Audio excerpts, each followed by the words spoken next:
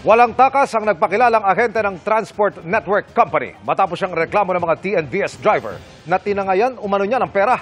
Ang nabistong estilo sa panloloko sa pagtutok ni June Veneracion.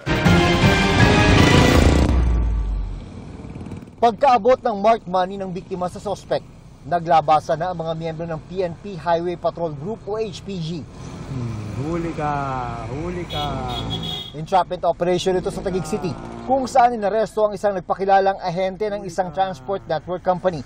Ang biktima ay driver ng Transport Network Vehicle Service.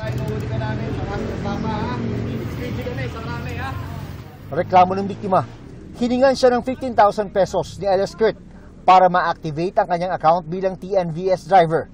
Nakabiyahe siya, pero di nagtagal ay na-deactivate din ang kanyang account. Pagkatapos ay humingi niya ang suspect ng dagdag na 35,000 pesos para sa reactivation. Kaya nagsumbong na siya sa HPG na nauwi sa entrapment. Kaya nga po kami naglabas ng sasakyan para pamilya namin mabuhay eh. Yung iba kong kasama nahatak na kakahintay na sasakyan. Mahigit 20 na ang mga biktimang nagsumbong sa HPG matapos mabalitaan ang pagkakaaresto sa suspect. 1.5 to 2.3 million ang kabuuan na nakolekta nitong si Alias Kurt. We are still targeting na masampahan po siya ng large-scale estafa para hindi makapag-bail.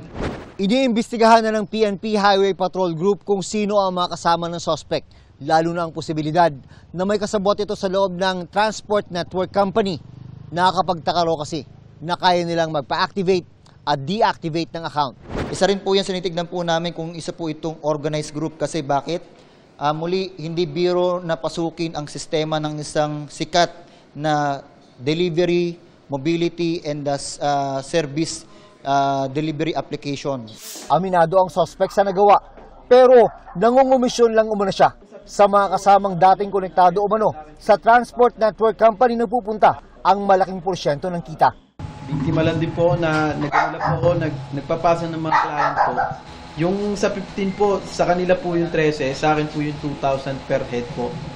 Para sa GMA Integrated News, June Veneracion, nakatutok, 24 oras.